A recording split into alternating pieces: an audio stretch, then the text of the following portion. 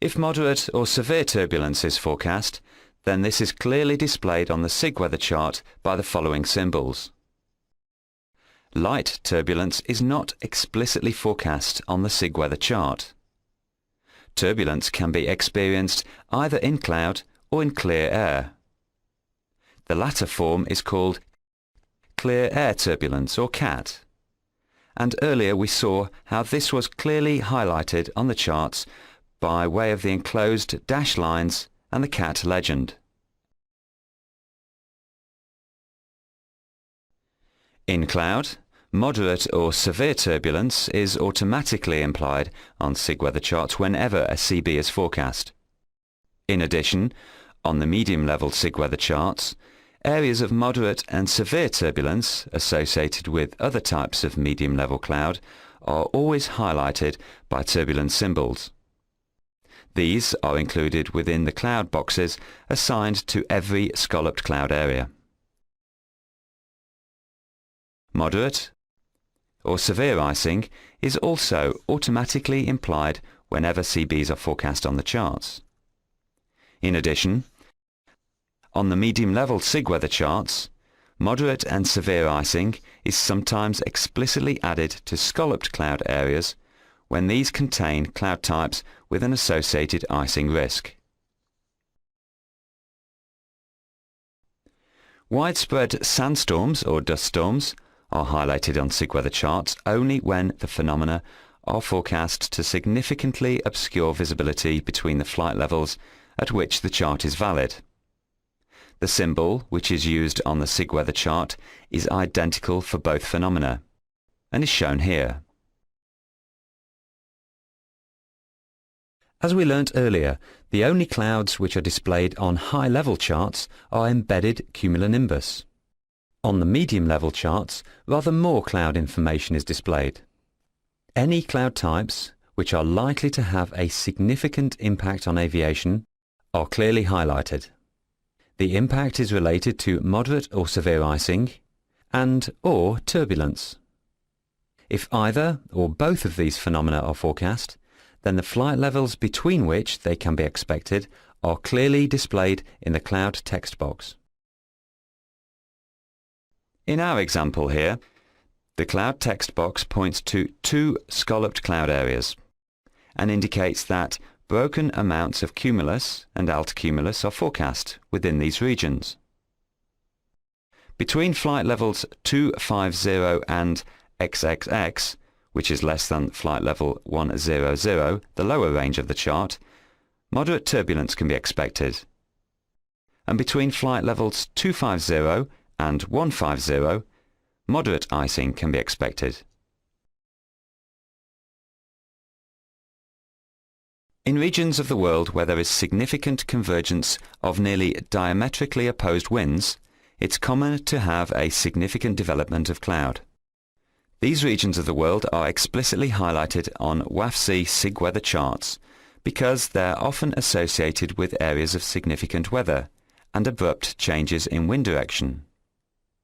The position which is indicated on the chart is the forecast position of the convergence area at surface level. The Intertropical Convergence Zone, or ITCZ, is always displayed on SIG weather charts which cover the region of the sub-Saharan Africa. The ITCZ is clearly identifiable by way of two parallel lines and the letters ITCZ. Occasionally, the structure of the troposphere is such that there are several abrupt changes in temperature. In a sense, there are several tropopauses. The tropopause heights, which are included on the high-level WAFC SIG weather charts, are the ones which are most significant to aviation. The heights, which are displayed on the charts, relate to the lowest temperatures in the troposphere. These tropopause heights are indicated at a number of spot locations across each of the high-level charts.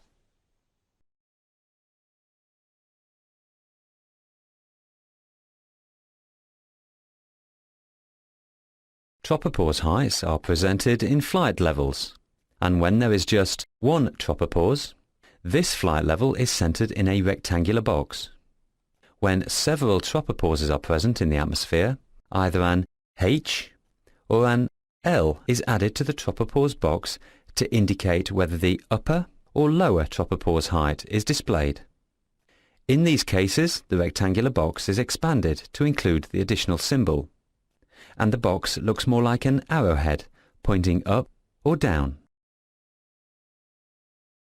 Jet streams are identifiable on the WAF's SIG-weather charts by black solid lines, which have wind feathers indicating jet speeds at spot points, and the flight level at which the maximum speed is attained. The arrowhead on the end of each jet stream indicates the direction of movement of the flow.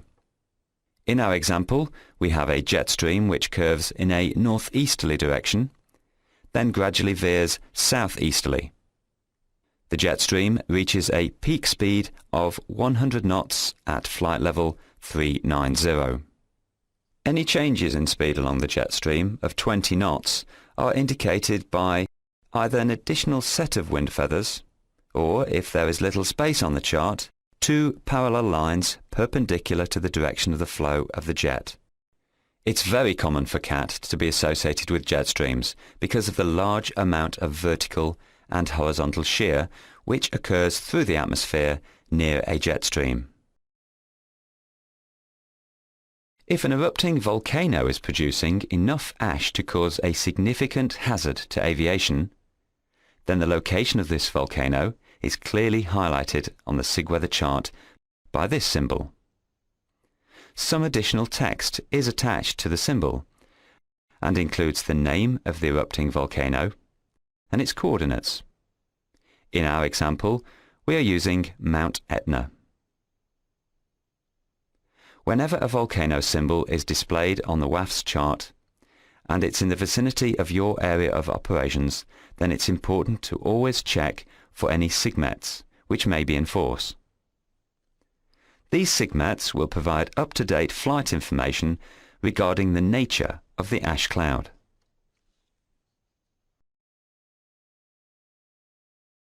In this lesson, we have looked in depth at the different elements of the WAF's SIG-weather charts.